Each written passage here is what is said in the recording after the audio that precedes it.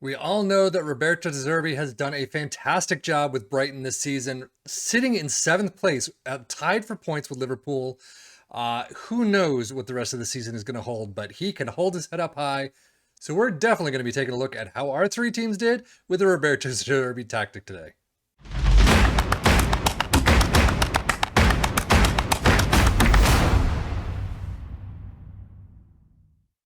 With the likes of Moises Caicedo and Alex McAllister possibly leaving this summer, two big hits for Brighton. We'll see how they do in the next year or so. But in this tactic, we're going to take a look at Tottenham, Wolves, and Newcastle and how they did with a 4-2-3-1 Roberto De Zerbi Brighton tactic. This was a tactic that there is a little bit of a description in the Steam Workshop. It is in Spanish, so there you go. Warning right off the bat. They did use Cadiz, and for the team, they actually came in fourth in La Liga. So it does say 4-2-3-1. Obviously, as we can see right on the screen, it is a possession football. It is high press. So let's take a look at the tactic itself. As you can see, custom a medida, which I don't know medida is. But it does say that it is a possession football. Like I said, mentality is positive. You have a sweeper keeper in defense, wing backs on both sides. You have ball playing defenders on both sides, deep lying playmaker in the midfield on defend, a deep lying playmaker in support. Interesting because I've always been told never use two playmakers side by side. So we'll see how this works with the three teams. But inverted winger in attack on the left, inverted winger, a support on the right, an attacking midfielder in attack in the central spots, and then a pressing forward up top in attack. In possession, fairly narrow attacking width, focus play through the middle and play out of defense, work the ball into the box, mixed crosses, pass into space, much shorter passing directness, tempo is higher, run at defense and be more expressive. In transition, counter press, counter, distribute to the center backs and roll it out. And out of possession, high press line of engagement, higher defensive line, trigger press much more often, drop off more, trap inside, and stop the crosses. And as you can see, it actually did really well for these teams. Tottenham in fourth in Champions League spots, Newcastle in fifth in Europa spots, only by 4 points. And Tottenham is only in fourth. 71-74. You easily pick up another game or two, and Manchester United lose a game or two, and you're in that spot. So Wolves in ninth, not a bad pickup. They're supposed to be, I believe it's around 15th. So coming up to ninth, 58 points is not too bad for them, I would say. And as you can see, funny enough, not even using tactic. Brighton, 14th spot, 46 points. For Tottenham's schedule, it looks like, they have some good pieces. They've got a couple wins, but a couple losses as well. Red Bull Salzburg, though, in October, all the way down through Newcastle, a fantastic run there. Losing out, though, against Real Madrid. It's Real Madrid, what do you expect? But picking it right back up and all the way through this 5-0 Nottingham Forest, not including this friendly against Antwerp. But Manchester United losing out. If you could have drew that one, or at least, won, obviously, if you could have won that, picked up the 3 points, Man United could have definitely dropped a bit lower. But overall, second half of the season, not too bad. A couple of draws here that you could have won. But wow, look at this run. They're into the round of 16 against Milan, losing the first one, drawing the second one. So they're out there, actually. Out in the EFL Cup final, 1-5 against Manchester United. That's a painful final. And then you lost out to FA Cup third round against Manchester United. Seriously, Manchester United. But a fantastic run right after this final. You know what? They just said, screw all the finals. They're all over. We're getting into this Premier League. And then up until May, a horrible May. Winning the last match of the season, but still, Leicester and Liverpool losses are just painful. But still, nice March, a nice April. Newcastle coming up next. You have a fantastic, obviously a bad loss against Liverpool, just a harsh way to start the season. 2 all draw against Crystal Palace. 1-4 against Leeds, but then a fantastic run of completely all green. Wolves 6-2. Basically you have one loss to the end of the first half of the season against Manchester United. 3-1 win, very nice. You're losing out in the EFL Cup fourth round though against Tottenham. You do continue on in the FA Cup, though, until right here, Aston Villa 1-2 loss, 8-0 over Leicester. You're kicking the crap out of them. Very spotty, though. February's not good. March is not good. April's not too bad. You got some wins in there. And then May, 1-5 against Arsenal. Not a good result there whatsoever. Wolves. That is one of the worst starts to a season I have seen. August is awful.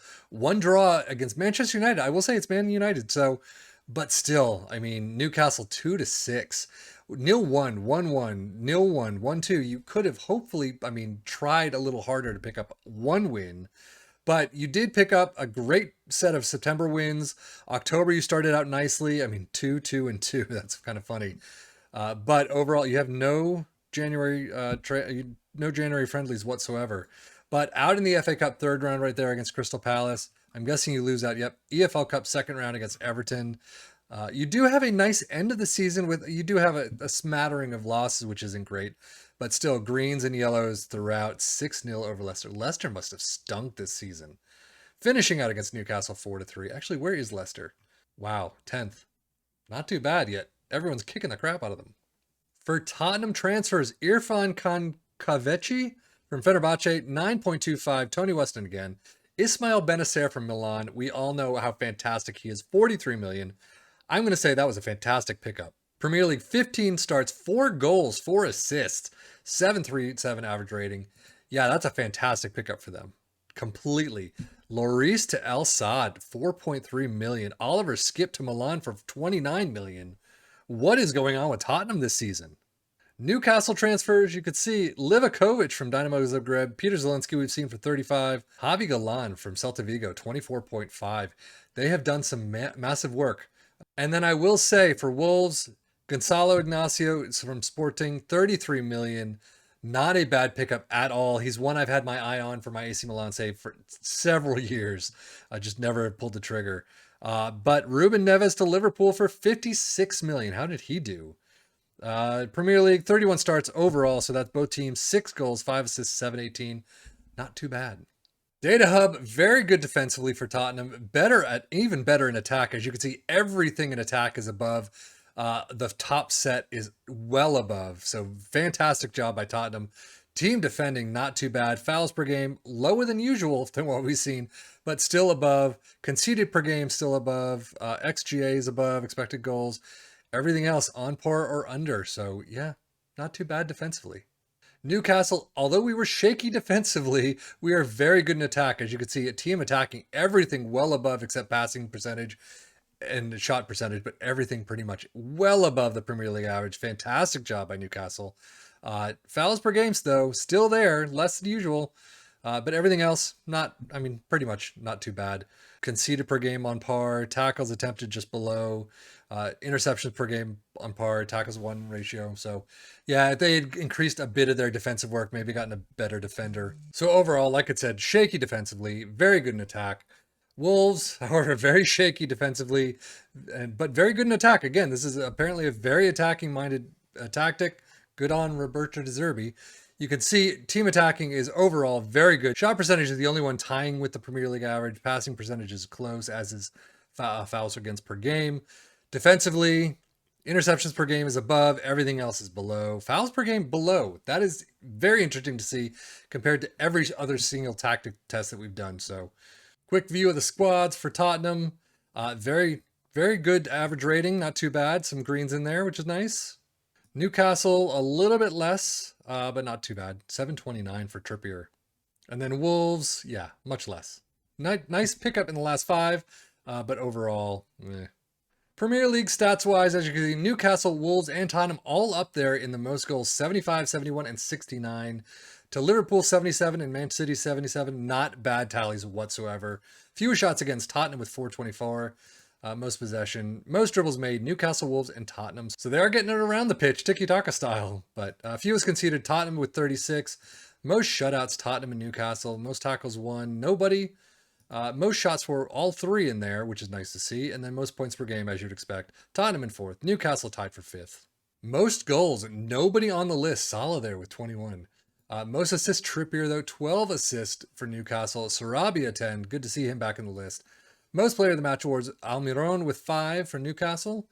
Most dribbles made, a bunch of players. So Semedo, Porro, Trippier, Ait-Nouri. Fewest conceded, Hugo Lloris before he left, 26. And most shutouts, Livakovic with 12, Hugo Lloris with 11. Tackles, nobody. Key passes, there you go, Trippier as always. Sarabia as always, pretty much when he's up there. Most shots, Matthias Cunha with 95. Son for Tottenham is the top goal scorer this time around for all competitions with 19. 714 for highest average rating, Son. Most assists, Kavecki with 10 assists there. 5 player of the match for Kulusevski. Definitely below average, and I'm surprised to see Kane not in the list. Wow. For Newcastle, Almiron, Isaac, and Peter Zielinski, 12 goals apiece. Highest average rating, Trippier with 729, as we saw earlier. Trippier with 13 assists, and then Almiron with 5 player of the match awards. Wow. 3 players with 12 goals apiece. That's spreading it out nicely. And then finally for Wolves, Raul Jimenez with 13 goals. Not great. I wonder if they spread it around a little as well. Pablo Sarabia, that was 715. Very nice there. 11 assists. And then 4 player of the match awards. He's just really racking up the accolades. Overall, though, this is definitely one to take a look at. So obviously this is going to play out differently as a complete sim versus your own tactics, your own shouts, your own transfers, things like that. But overall, a fantastic place to start. Tottenham in 4th, Newcastle in 5th, Wolves in 9th. I would definitely take a look at it. But anyway, that is it for me, Savvy FM, for the Football Manager blog channel, saying thank you as always for watching. Take care and enjoy.